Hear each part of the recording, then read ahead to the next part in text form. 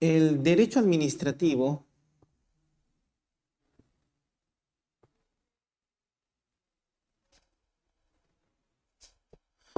en esencia se encarga de regular relaciones jurídicas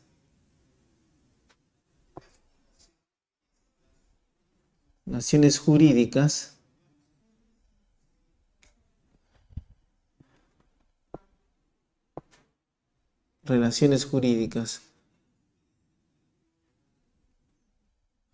pero relaciones jurídicas ¿entre qué sujetos? Entre administraciones públicas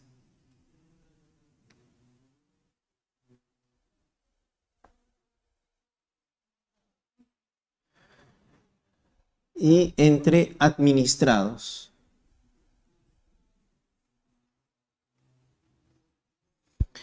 Esto es que el derecho administrativo en esencia se encarga de estudiar la actuación de las administraciones públicas. En el Perú, las administraciones públicas las denominamos entidades públicas. Y administrados serán personas naturales o jurídicas que inician procedimientos administrativos en las entidades públicas. Pero no solamente el derecho administrativo regula relaciones jurídicas entre administraciones públicas y administrados, sino también entre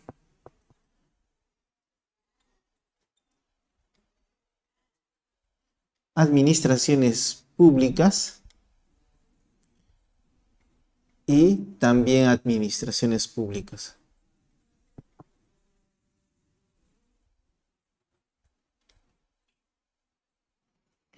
Entonces, ¿qué significa esto? Que el derecho administrativo regula las relaciones jurídicas existentes entre entidades públicas y administrados y las relaciones jurídicas que existen entre entidades públicas. Ejemplo del primer caso es el ejemplo del pensionista que pide la exoneración del impuesto predial a una municipalidad. Administrado, entidad pública. Ejemplo de relaciones jurídicas entre entidades públicas. Ejemplo, una municipalidad quiere mejorar su oficina de registro civil y realiza un convenio interinstitucional con la RENIEC para mejorar la oficina de registro civil. Entonces, estas relaciones jurídicas es lo que regula el derecho administrativo. Entonces, a partir de esto, encontramos temas fundamentales del derecho administrativo. ¿Y en qué sentido encontramos temas fundamentales del derecho administrativo? De la siguiente manera. Por eso el derecho administrativo es una rama importante, extensa y también apasionante en el derecho, en la teoría general del derecho. ¿Por qué? Porque en principio, si ustedes verifican, el doctor Eduardo García de Enterría indicó que el derecho administrativo tiene por objeto a las administraciones públicas. Y cuando hablamos de administraciones públicas, nos vamos a encontrar con algo muy importante, con lo que se denomina organización administrativa.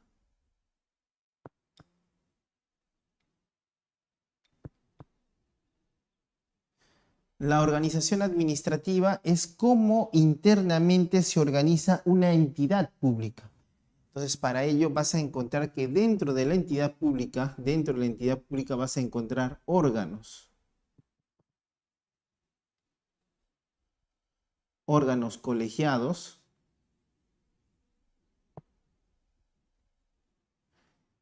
Órganos unipersonales. Ejemplo, un tribunal administrativo, un consejo municipal son órganos colegiados. El alcalde, el gobernador regional son órganos unipersonales. Entonces, esto es una entidad pública. Entonces, al final una entidad pública en el Perú vamos a encontrar más de 119 entidades públicas, sin contar los 25 gobiernos regionales y la gran cantidad de municipalidades distritales, de centro poblado y municipalidades provinciales. Cada distrito tiene una municipalidad. Ahora, esta entidad pública que se organiza a través de órganos colegiados y unipersonales, para comunicarse con los administrados, hace uso de un segundo tema importante y es el que vieron en la clase pasada, es el procedimiento administrativo.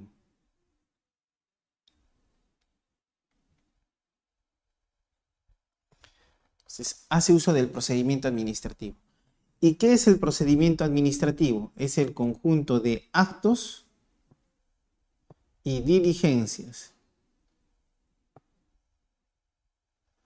El administrado presenta una solicitud y se genera un procedimiento administrativo de actos y diligencias. ¿Para qué? ¿Para qué actos y diligencias? Para tocar un tercer tema importante, el tema del acto administrativo.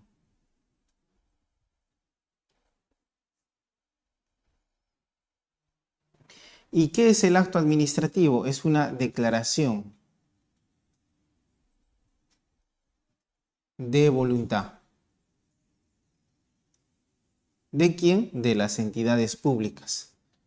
Entonces, tenemos el acto administrativo. El acto administrativo como tal debe responder a unos requisitos de validez. 1, objeto, que es la parte que resuelve.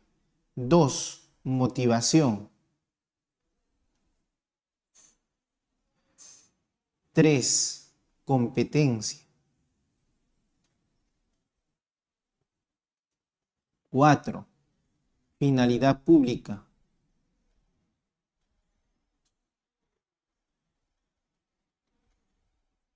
Y 5, procedimiento regular.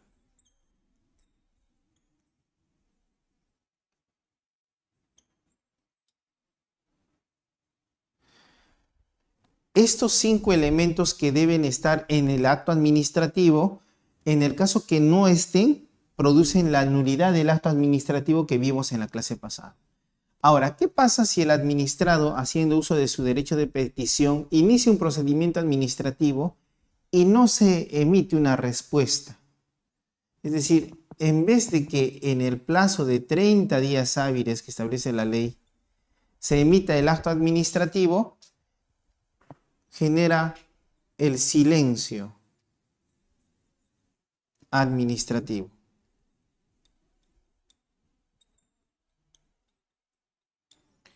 El silencio administrativo puede ser positivo o también puede ser negativo. Si es positivo, significa que la solicitud del administrado ha sido estimada fundada. Si es negativo, se entiende que el silencio administrativo desestima el pedido. Una característica es que solamente el silencio positivo constituye una resolución ficta. Una ficción de resolución. Mientras que el silencio administrativo negativo solamente habilita recursos y demandas. Ahora, ¿qué pasa? Este es el cuarto tema. Ahora, ¿qué pasa cuando el acto administrativo, ya habiéndose agotado la vía administrativa, o el silencio administrativo, ya habiéndose agotado la vía administrativa, afecta el derecho del administrado? Es decir, necesitamos un control jurídico respecto a lo que ha acontecido. Entonces, contra el silencio y el acto administrativo, aparece una quinta figura también importante del derecho administrativo, que es el proceso contencioso administrativo.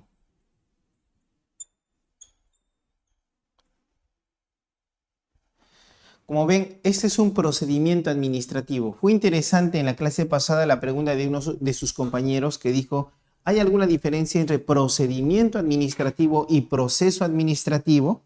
La diferencia es doctrinal, pero es más estricto en nuestro ordenamiento jurídico hablar de procedimiento administrativo. ¿Por qué? Porque el procedimiento administrativo, como ustedes pueden ver, da respuestas a los pedidos de los administrados, pero en sí no realiza justicia.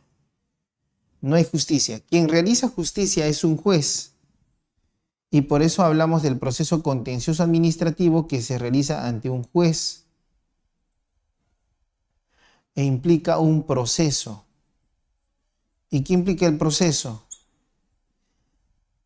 Dar una solución justa a un conflicto de intereses o a una incertidumbre jurídica.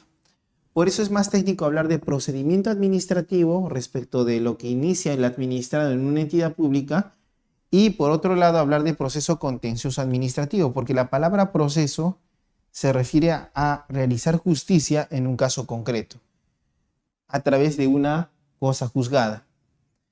Entonces tenemos el cuarto tema. Ahora, esta entidad pública que ustedes han visto aquí, que está laborando, para manifestar su voluntad a través de un procedimiento administrativo, necesita dos elementos importantes. Y vamos a hablar de un sexto tema. Necesita de dos elementos importantes. El primer elemento necesita objetos, cosas.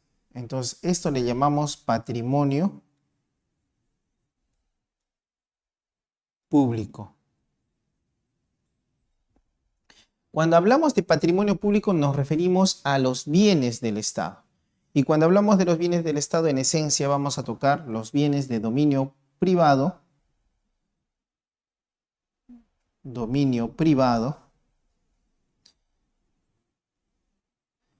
bienes de dominio público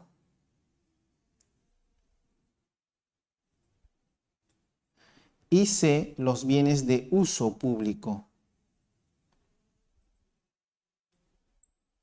Una plaza de armas, un río, es un bien de dominio público. Una casa que ha sido expropiada es un bien de dominio privado.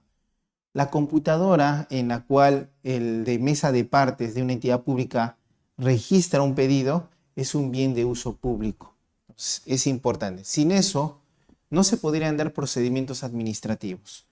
Pero al lado de eso, si tenemos bienes, alguien debe utilizar los bienes. Y por eso surge un séptimo punto, que es el punto del empleo público.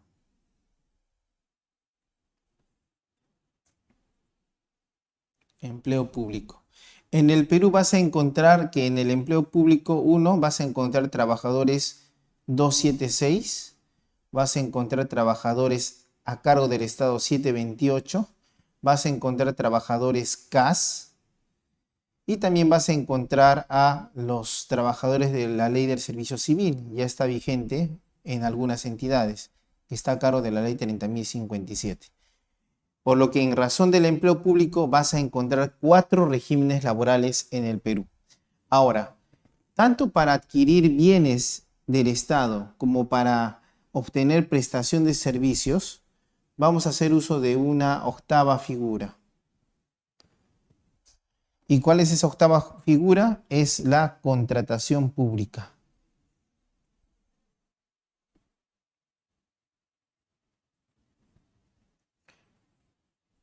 Contratación pública.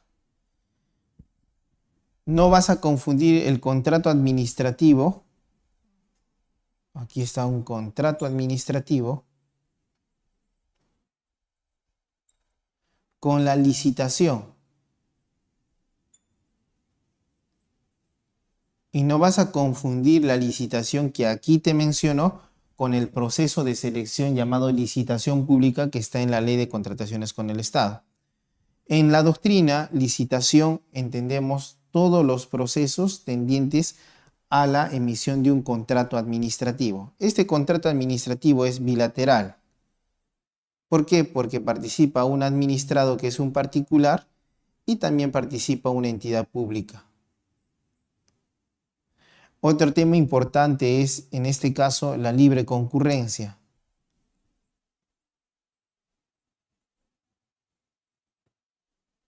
Es decir, que pueden ofertar posturas para contratar con el Estado varias personas, postores. Y la libre concurrencia va a dar lugar a la igualdad en la contratación pública y también va a dar lugar a la eficiencia, a la eficacia. Y otro tema central es el tema de las cláusulas exorbitantes.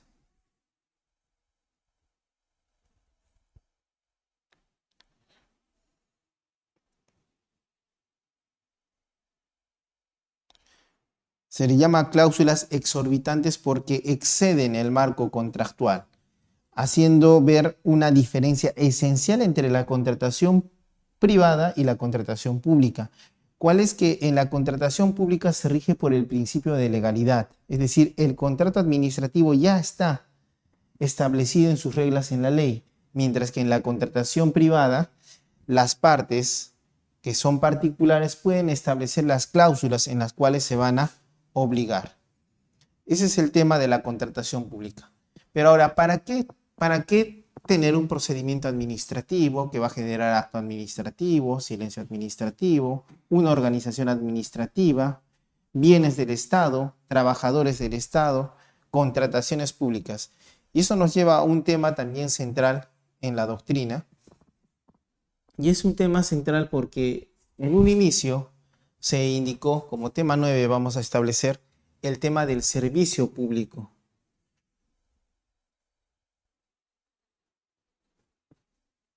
¿Para qué está? ¿Para qué nos sirve una administración pública? ¿Para qué sirve la función administrativa? La función administrativa no es una función política, no es una función gubernamental, no es una función legislativa, ni es una función judicial. La función administrativa tiene por esencia alcanzar a la población la mayor prestación de servicios públicos. Por eso en el Perú podemos decir que nuestra administración pública es deficiente, porque el servicio público de ejecución no es el ideal, hay que mejorarlo. Eso ya es tema de la gestión pública y de las políticas públicas que implica el estudio de la gestión pública. Si vemos que en un lugar alejado no llega la luz ni el agua, entonces tenemos problemas en la organización administrativa.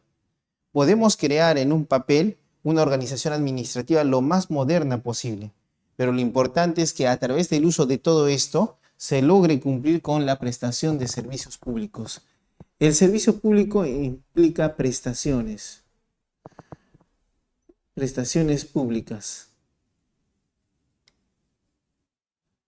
Por ejemplo, agua, luz,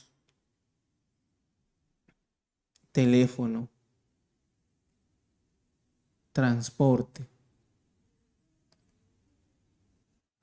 Y es aquí donde el Estado debe cautelar que estos servicios públicos lleguen a los ciudadanos, a la mayor cantidad de ciudadanos posibles. Y así el Estado cumple su finalidad. Si no llega a la mayor cantidad de ciudadanos, entonces la administración pública es deficiente, no es moderna. Ahora, este servicio público que vemos nos va a traer a colación otro tema también importante, porque a veces para prestar un servicio público debemos establecer límites a la libertad de las personas. Y allí surge el poder de policía. El poder de policía es la limitación de las libertades.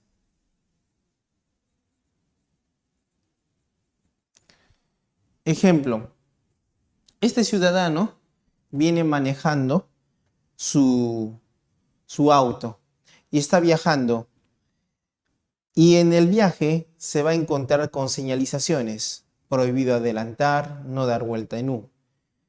La libertad existe, él puede hacer lo que él considere. Sin embargo, esas limitaciones que el Estado coloca a través del Ministerio de Transportes o la correspondiente Gerencia Regional de Transportes son manifestaciones del poder de policía. Por ejemplo, cuando nos dice en un colegio no debe irse a más de 40 kilómetros por hora, es una manifestación del poder de policía.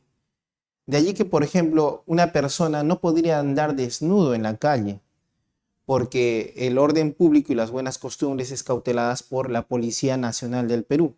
La Policía Nacional del Perú no es en sí el poder de policía, sino es una parte de lo extenso que es el poder de policía.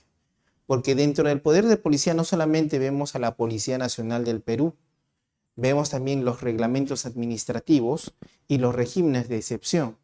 Por ejemplo, si es que se produce un terremoto en una ciudad, se declara un estado de emergencia, limitando algunas libertades de los ciudadanos. Esas son manifestaciones del poder de libertad. Entonces, limitamos la libertad de las personas con tal de garantizar el interés público. Pero recuerde siempre que cuando hablamos de interés público en el derecho administrativo, existe la inexorable necesidad de proteger y resguardar derechos fundamentales. O sea, el proteger derechos fundamentales es parte del interés público.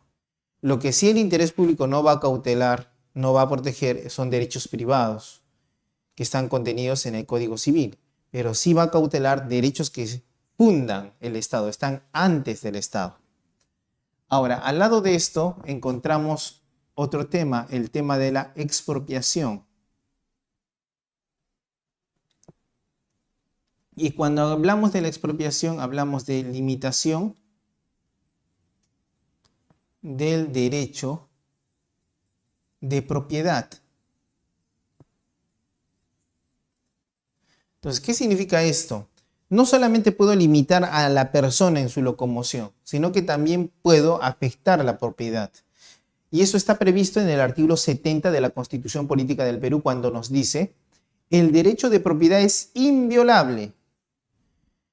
Sin embargo, dice, es posible generar la expropiación con fines públicos o por razones de uso público, siempre y cuando se pague al afectado un justiprecio, una indemnización y una compensación. Entonces, la expropiación está regulada y es una de las formas en las que el derecho administrativo aparece como una limitación del derecho de propiedad, pero con aras de satisfacer el interés público, el interés de toda la colectividad. Ahora bien, un último tema es: ¿qué pasa si los funcionarios que expropian lo hacen de mala fe? ¿Qué pasa si un policía detiene a una persona y lo hace de mala fe para pedir una dádiva? ¿Qué pasa si no se presta el servicio público? ¿Qué pasa si me demoro en emitir el acto administrativo? ¿Qué pasa si no respeto el silencio positivo? ¿Qué pasa si no respeto, si genero silencio negativo? Si en la contratación pública hago malas cosas. Entonces, en ese tema, y que engloba todo, hablamos de la responsabilidad.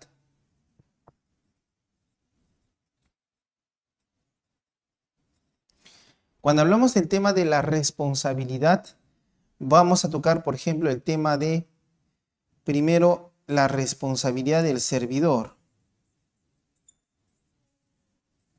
El servidor está sujeto, y ahí el principio de autonomía de responsabilidades, a una responsabilidad administrativa.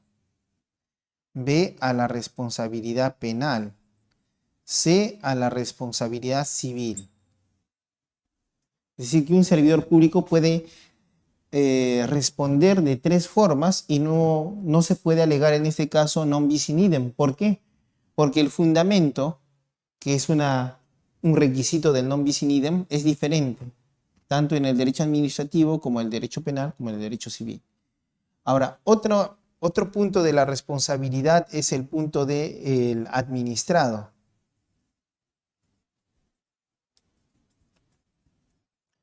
Por ejemplo, si soy un administrado, puede ser que la entidad pública realice una labor de fiscalización y encuentre una deficiencia en el negocio que he puesto. Por ejemplo, tal vez estuve operando sin licencia y me van a imponer una sanción. Entonces allí también existe una responsabilidad administrativa. Si es que existe la comisión de algo penal, también va a haber una responsabilidad penal. Y si es que causé daños y perjuicios a alguien, también va a haber responsabilidad civil. Ahora, dentro de todo esto, hay un tipo de responsabilidad que le llamamos la responsabilidad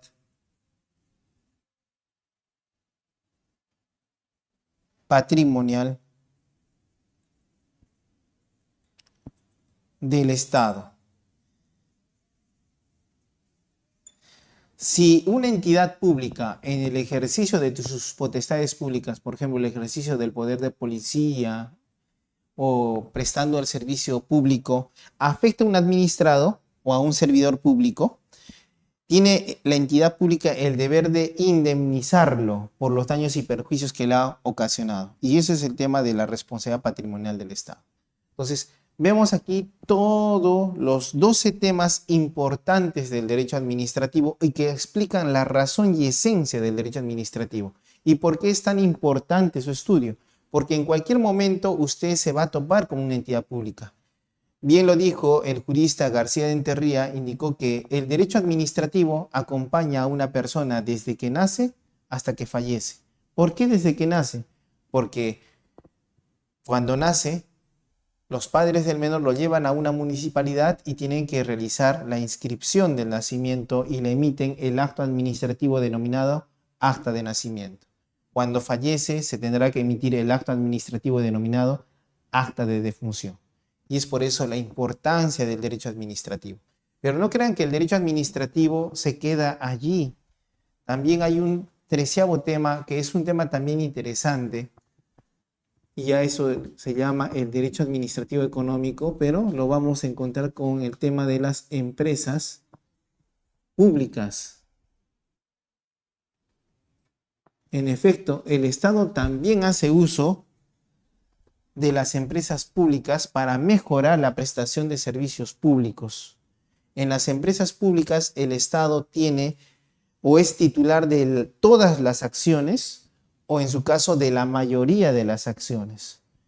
Entonces, en esos casos, el Estado hace uso de la empresa pública, pero de manera subsidiaria para evitar la afectación de la libertad de competencia. Entonces, estos son los temas centrales del derecho administrativo, y en la clase pasada lo que vimos fue hablar sobre el tema del procedimiento administrativo. Un poco hablamos de la nulidad del acto administrativo y también vimos algo del silencio administrativo. Pero eso tenía que ver justo con estos temas centrales que abarca el derecho administrativo. También vimos el contencioso administrativo que está por aquí, y también vimos la contratación pública y algo sobre la responsabilidad disciplinaria, que es un tema que está aquí. Entonces, sin darnos cuenta, por ejemplo, también hemos tocado temas como el de la organización. Hoy día vamos a tocar un poco más el tema de la organización, lo vamos a desarrollar. Y como pueden ver, hemos tocado bastantes temas del derecho administrativo sin darnos cuenta.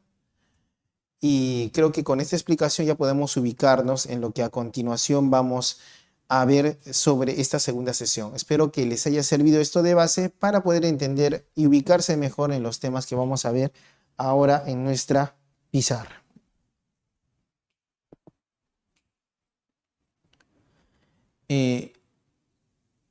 Vamos a ver sobre el tema, 3 temas fundamentales: el sector público nacional, la aplicación de la ley del procedimiento administrativo en procedimientos notariales y registrales, y el marco regulatorio del proceso de simplificación administrativa. Veamos. El tema de la organización administrativa es justo el que se relaciona a esto del sector público nacional. Cuando hable de sector público nacional, si usted quiere una definición de lo que es el sector público nacional, lo va a encontrar en la Ley del Sistema Nacional del Presupuesto. En esta ley del Sistema Nacional del Presupuesto nos habla de, se entiende por sector público. Más adelante en una diapositiva vamos a ver qué se entiende por entidades del sector público. Existe una pequeña diferencia respecto de lo que son entidades públicas en el procedimiento administrativo. Entonces, cuando hablamos de sector público, nos referimos a las entidades públicas que prestan en base a potestades públicas servicios públicos a la colectividad o realizan función administrativa. Entonces tenemos el sector público, que va a implicar ministerios, instituciones constitucionalmente autónomas y municipalidades. Veamos bien esto. A ver. Veamos en la pizarra. Bueno, pasemos primero, veamos esto. Dice: la organización administrativa es diferente de la organización estatal. Y también dice, es el orden que se guarda dentro de la entidad estatal y son elementos de la organización administrativa, la entidad pública, los órganos administrativos y los cargos públicos y los agentes públicos. Aquí el tema del empleo público en el tema de la organización no los tomamos como empleados públicos. En el tema de la organización administrativa, empleado público es sinónimo de agente público. Ahora veamos, en esta parte, cuando hablamos de órganos administrativos, también van a ver cuando hablamos de organismos constitucionalmente autónomos, lo que sucede es que en esa época de desarrollo del derecho administrativo estaba en vigencia la teoría biológica de los organismos. Entonces, esa teoría biológica, los juristas de la época lo trasladaron al derecho. Por eso es que hasta la fecha hablamos de órganos, órganos administrativos, organismos públicos. Es en base a la aplicación de la teoría biológica que hicieron los juristas de la época en Francia, como Léon Duguid, Hesse y Léon Jorieu. Entonces veamos en la pizarra cómo desarrollamos este tema de la organización administrativa. Vamos a diferenciarlo también de la organización estatal. Entonces, hay un jurista argentino, Fiorini, que nos dice que el derecho administrativo tiene como columna vertebral la organización administrativa. Y cuando nos dice esto, Fiorini nos dice que el derecho administrativo siempre debe ser estudiado desde un punto de vista nacionalista, no en el sentido político de la palabra, sino que se debe estudiar el derecho administrativo teniendo en cuenta tu propia organización administrativa en tu país. Por eso no resulta muy idóneo que un derecho administrativo recurra mucho al derecho administrativo extranjero, porque nuestra organización, nuestros empleados públicos, las instituciones de derecho administrativo las han cambiado. Por eso como que resulta algo negativo que cuando hagamos una ley, por ejemplo en el caso de la ley de negociación colectiva en el sector público, cuando la revisas, dices, es bien bonita nuestra ley, puede ser, pero si tienes un poco más de cuidado, te vas a la legislación de España y allí tienen toda una exposición de motivos de por qué cada artículo y en qué circunstancias sociales se dio una ley. Te das cuenta que la ley de negociación colectiva de España tiene mucho que ver con nuestra ley, pero ¿en qué sentido? En que la ley de España es como está completa, mientras que cuando revisamos nuestra propia ley son retazos, como que hemos tomado la ley, hemos visto, quitado lo que nos interesaba, lo que no nos interesaba, y lo hemos impuesto a la sociedad peruana. Entonces, cuando vemos el derecho administrativo y el tema de la organización, es correcto indicar de que podemos tomar información de otras regiones, otros países, siempre y cuando veamos nuestra propia realidad y veamos si sirve en la realidad. No es imponer normas y decirles a los administrados o a los servidores públicos, ustedes se adecúan a las normas. Porque al momento de hacer eso se produce una alienación y esta alienación va a producir que al final las normas parezcan que no tienen sentido o que no sirven. Pero lo que pasa es de que no hemos hecho un estudio, una investigación jurídico-administrativa de un tema, visto otras realidades y en base a eso lograr un consenso sobre una norma administrativa. Es por eso que tenemos bastantes problemas en el derecho administrativo. En sí también se habla de que alguna vez preguntó a alguien, ¿es posible codificar el derecho administrativo? No es posible codificar el derecho administrativo en el Perú. No es por una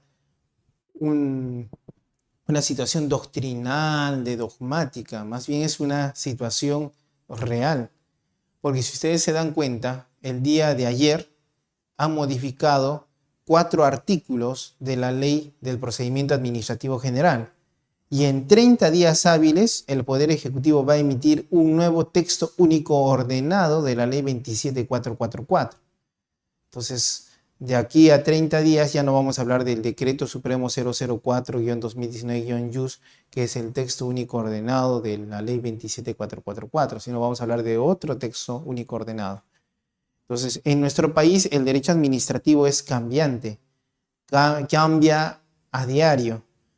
Ya se cambia la ley del servicio civil, ya cambia la ley de procedimiento administrativo, ya se tiene que cambiar la ley de contrataciones con el Estado. Esto en la realidad es imposible hablar de un código como en el Código Civil. El Código Civil en años sufre cambios, el derecho administrativo en días sufre cambios, porque el derecho administrativo, como bien se dijo, es la ejecución del derecho constitucional. El derecho constitucional es el estudio jurídico de las instituciones políticas que están en la Constitución Política del Perú, pero el derecho administrativo tiene que ejecutar lo que el derecho constitucional establece, porque el derecho administrativo está para informar sobre la prestación de servicios públicos a la colectividad, para el ejercicio de funciones y potestades públicas. Entonces, eso es lo importante del derecho administrativo. Entonces, cuando tocamos la organización administrativa, podemos usar y vamos a usar términos de el derecho administrativo en la doctrina, pero tenemos que hacerlo desde un punto de vista peruano, nuestra organización administrativa. Esto nos lleva a lo siguiente. En la diapositiva, ustedes vieron que decía la organización estatal es diferente de la organización administrativa. ¿Por qué habla de organización estatal? Porque cuando hablas de organización estatal,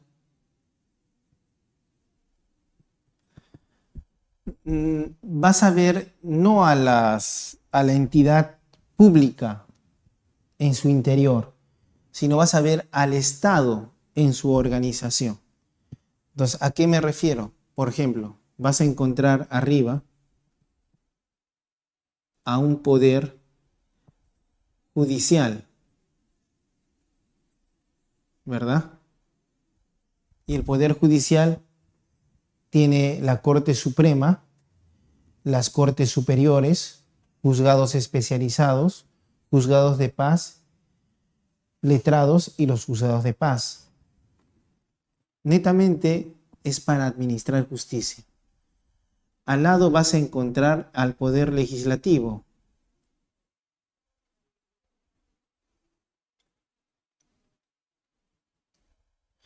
Y cuando ves el poder legislativo, encontramos al Congreso de la República, a la Comisión Permanente del Congreso de la República, estrictamente para diseñar leyes. Inclusive el procedimiento para la emisión de una ley no es un procedimiento administrativo, son procedimientos parlamentarios que se rigen por el derecho parlamentario, que es diferente del derecho constitucional y diferente del derecho administrativo. O sea, ya encontramos una situación, por ejemplo, casi no hablan del derecho parlamentario, pero sí se estudia, por ejemplo, en México. La Escuela Libre del Derecho nos habla del derecho parlamentario. Y al lado encontramos al poder ejecutivo.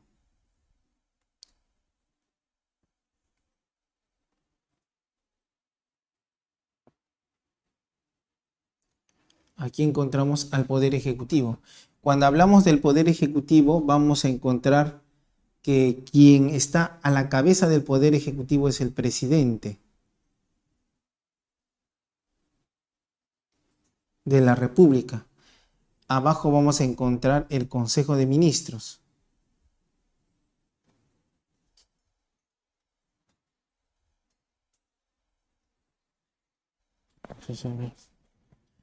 Aquí hay más espacio. Voy a poner Consejo de Ministros. Consejo de Ministros, que está a cargo del presidente del Consejo de Ministros. Y debajo del Consejo de Ministros vas a encontrar los ministerios. Ministerio 1, Ministerio 2, hasta el Ministerio 18. Son 18 ministerios en el Perú. Cada ministerio se ocupa de un servicio público en el Perú. El Ministerio de la Salud, el MINSA, el Ministerio de Transportes, Ministerio de la Cultura, Ministerio de la Producción, Ministerio de Agricultura, Ministerio de la Cultura, y así en número de 18 ministerios. Dentro de cada ministerio, por ejemplo, uno de los más importantes es el Ministerio de Economía y Finanzas. Vas a encontrar, por ejemplo, organismos como la SUNAT.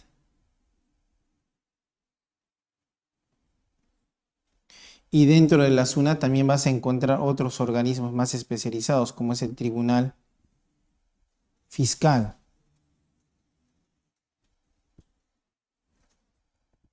En materia tributaria. Y así vas a encontrar una organización estatal. Ahora, esto, el Poder Ejecutivo, sus ministerios y los demás órganos que están dentro de los ministerios es lo que llamamos gobierno nacional.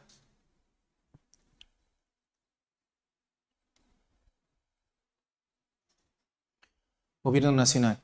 Ahora, como estamos hablando de la organización administrativa, si ustedes leen la Constitución Política del Perú, no se queda en solamente estos tres poderes que forman el gobierno nacional, sino que también nos habla de un segundo nivel de gobierno, que son los gobiernos regionales. Por lo menos todavía podemos contar a los gobiernos regionales, que son 25 en el país. Y lo que es más extenso es un tercer nivel, que son los gobiernos locales. Allí sí es donde ya a veces vamos a perder la cuenta, porque el INEI actualiza esta información. El INEI también es otro organismo del Estado que se encarga de las estadísticas. El Estado es bastante interesante. Por ejemplo, si existe una deficiencia de el pez pejerrey, el Ministerio de la Producción, a través de su ministerio correspondiente, declaran la veda de ese pez para garantizar que existe una reproducción y continúe existiendo ese recurso pesquero, garantizando a su vez el trabajo de los pescadores.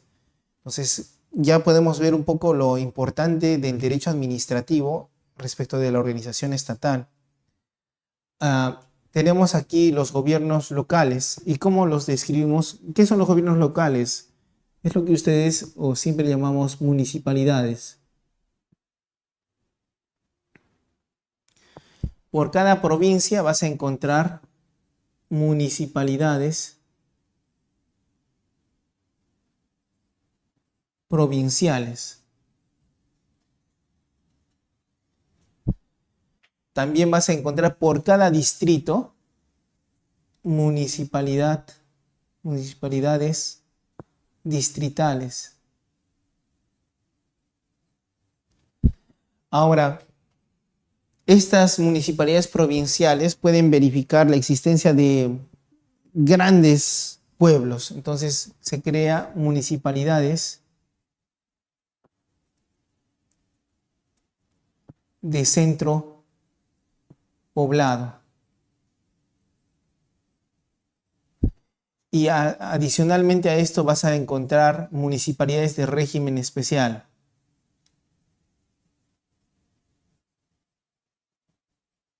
Como es la municipalidad metropolitana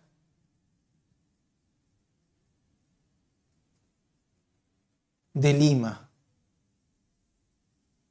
Es un régimen especial que está en la Ley Orgánica de Municipalidades. Y dos, las municipalidades de zona de frontera.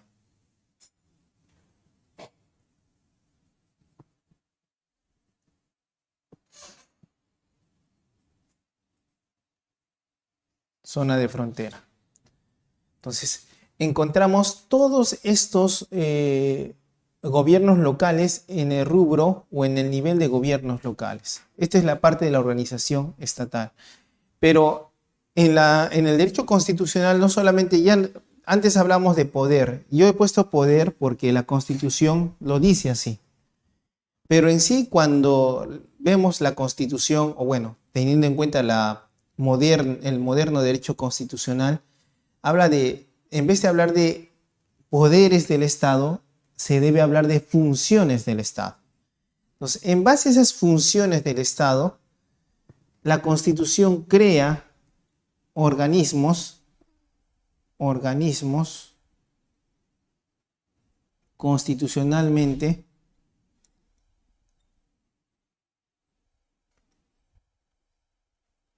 autónomos.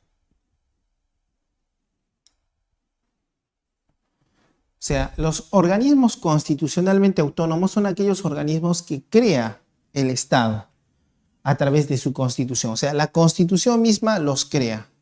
Ejemplo, habla la Constitución de un sistema electoral, Jurado Nacional de Elecciones, la Oficina Nacional de Procesos Electorales, la RENIEC, Registro Nacional de Identificación y Estado Civil. Son órganos que ha creado la Constitución y forman sistemas, porque cada uno en lo administrativo se forman sistemas. Este es el sistema electoral. Antes se llamaba Consejo Nacional de la Magistratura y ahora esta semana va a haber exámenes de la Junta Nacional de Justicia, que se encarga de ratificar, designar jueces y fiscales. Vamos a encontrar también, por ejemplo, el Banco Central de Reserva del Perú. El Banco Central de Reserva del Perú se encarga de lo que es el derecho monetario, las finanzas del Estado, pero es un órgano creado por la Constitución. También encuentras al Tribunal Constitucional. Por eso, cuando ves en la organización del Estado, si te das cuenta, una vez hubo un problema porque la Constitución decía que los jueces del Poder Judicial tenían control difuso. Pero eso es el Poder Judicial, que es otro órgano. El TC no decía eso expresamente, así que el mismo Tribunal Constitucional, en la sentencia referida a Telefónica del Perú, indicó que ellos también son magistrados y pueden realizar un control difuso de normas. Entonces, aparte del control concentrado que la misma Constitución le ha encargado. Entonces tenemos el Tribunal Constitucional, que no es lo mismo que el Poder Judicial, son órganos constitucionalmente autónomos diferentes. También vamos a encontrar al Ministerio Público. El Ministerio Público tampoco es parte del Poder Judicial. Algunos a veces nos confundimos y pensamos que como el fiscal tiene contacto directo con el juez, debe ser parte del Poder Judicial. No, el Ministerio Público es aparte. Por eso el órgano máximo es el fiscal de la Nación.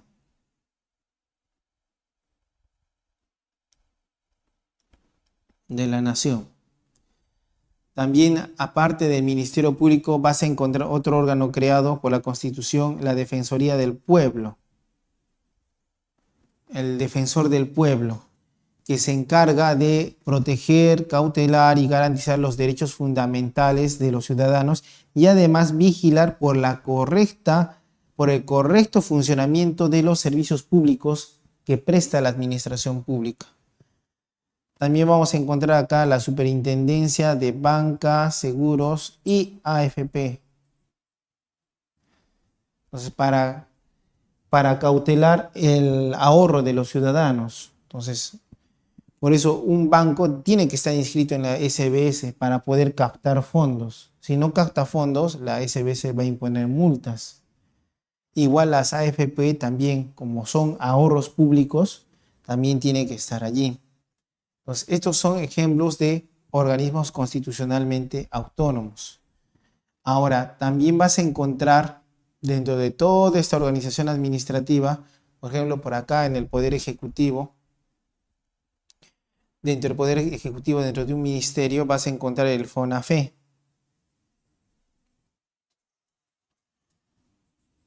El Fondo Nacional de Financiamiento Empresarial. Y dentro del FONAFE, cuando ingresas a su página, vas a encontrar todas las empresas del Estado.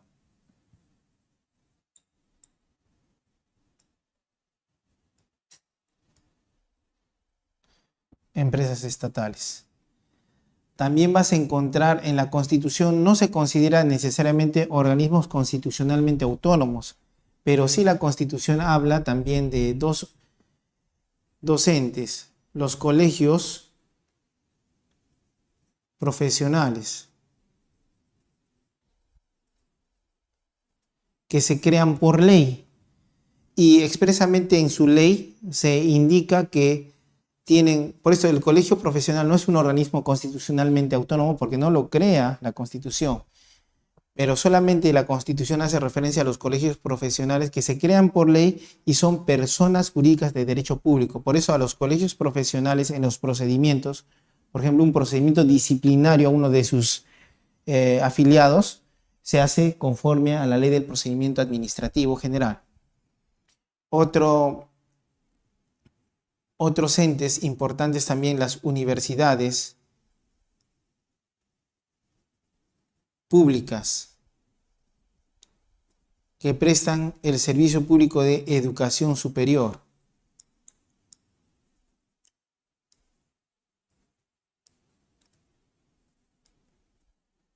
Actualmente, como a nivel de Latinoamérica nuestra educación superior estaba disminuida, se creó la SUNEDU.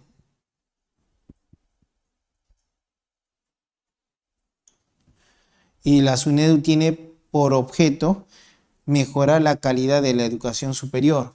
Por eso es de que la ley universitaria actual establece la necesidad de graduarse con tesis, es decir, crear investigadores para que solucionen problemas del Estado peruano. Por eso una tesis debe ser basada en hechos científicos y aportar algo al conocimiento en un país. Entonces, estos son los organismos constitucionalmente autónomos. Hemos visto los 3 poderes del Estado, 18 ministerios, presidente, el presidente del Consejo de Ministros, los 3 niveles de gobierno nacional, regional y local. En los locales, las municipalidades provinciales, distritales, de centro poblado, régimen especial, Municipalidad Metropolitana de Lima, Municipalidad de Zona de Frontera, la FONAFE, empresas estatales. Todo esto es lo que se habla, y se habla de sector público, que incluye a las empresas del Estado. Es el sector público, incluye a las empresas del Estado. Ahora, esto es la organización estatal. Cuando hablamos de organización administrativa, nos referimos, por ejemplo, a la organización dentro de uno de estas entidades públicas. En este caso, un gobierno regional es una entidad pública y tiene una organización administrativa interna. Entonces, esto es la organización estatal del Estado peruano. Ahora veamos.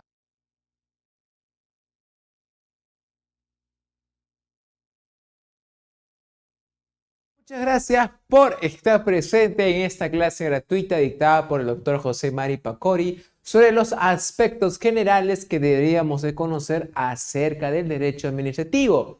Este curso fue dictado porque hay que señalar que LP Pasión por el Derecho va a desarrollar el curso de preparación para el acceso a la función notarial. Este curso de preparación para el acceso a la función notarial es para aquellas personas que deseen formar parte del Colegio de Notarios de Lima, pues recordemos que ya van a abrir convocatorias para hacer la correspondiente evaluación y ser notario.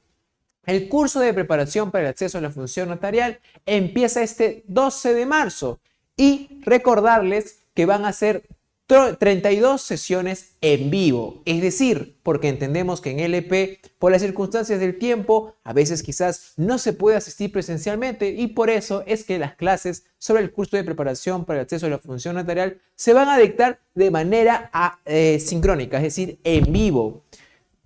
Y también significa de que las personas al estar en vivo también van a poder resolver sus consultas directamente con el docente a través del aula virtual o del aplicativo Zoom.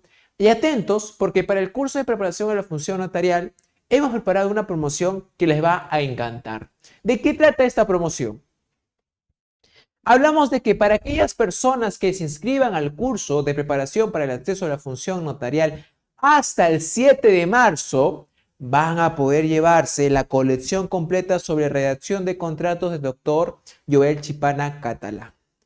El doctor Joel Chipana Catalán es un especialista del derecho civil, un gran y conocido docente también, quien ha elaborado esta colección para el equipo también de LP Pasión por el Derecho y que les vamos a otorgar a ustedes de manera gratuita por su inscripción al curso de preparación para el acceso a la función notarial. Así es, de manera gratuita, pero solo si te inscribes al curso hasta el 7 de marzo. Esta colección trata de, por ejemplo, hablar sobre cómo tienes que elaborar y cómo también debe ser un contrato de compraventa, un contrato de mutuo, un contrato de arrendamiento y demás. Y los aspectos generales que se deberían de conocer si es que uno también es notario o profesional. Vamos a señalar también de que la inversión para el curso de preparación para el acceso a la función notarial que va a dictar el LP es de 1.200 soles. Pero quizás no puedas pagar directamente los 1.200 soles, pero vas a postular esta evaluación. ¿Qué puedo hacer? Y también quiero llevarme la colección de redacción de contratos. ¿Qué puedo hacer? Lo que puedes hacer y lo que LP va a permitir y facilitar es que puedas realizar el pago hasta en 2 cuotas. La primera cuota la pagarías el 7 de marzo y la siguiente al mes siguiente, es decir, en abril. De esta manera vas a poder obtener tu colección sobre redacción de contratos del Dr. Joel Chipana Catalán. Vas a poder llevar a cabo las 32 sesiones en vivo de manera virtual, donde vas a consultar al docente también tus preguntas y consultas para que puedas rendir la evaluación correctamente y vas a poder obviamente rendir esa evaluación de manera debida. Señalarles además que el curso de preparación para el acceso a la función notarial está dirigido tanto a egresados, bachilleres, jueces, profesionales que deseen o anhelen pertenecer al Colegio de Notarios de Lima. Y por el curso, ¿solamente te vas a llevar las sesiones y la colección? No, te vas a llevar, además de ello, una doble certificación. Vas a tener acceso al aula virtual hasta por 4 meses adicionales por un tiempo prudencial para que puedas tener acceso a todo el material académico disponible que también vas a poder descargar, así como el material adicional que LP Pasión por el Derecho va a poder subir para ustedes. Porque para nosotros es importante siempre contribuir al ámbito académico y profesional. Señalarles ya para cerrar en estos últimos minutos que LP Pasión por el Derecho va a dictar el curso de preparación para el acceso a la función notarial. Y dentro de lo que hay que conocer para rendir bien esa evaluación es conocer disciplinas jurídicas relacionadas al ámbito constitucional, civil, penal, administrativo, minero inclusive, registral y demás. Y LP Pasión por el Derecho va a dictar precisamente en el curso de preparación para el acceso a la función notarial todos esos bloques académicos. Disciplinas bien explicadas, bien enseñadas por docentes de calidad que tienen un alto grado de comprensión y de practicidad, con hartos años de experiencia en el campo. Así que recuerda que si te inscribes hasta el 7 de marzo, te llevas la colección completa sobre redacción de contrato del Dr. Joel Chipana Catalán.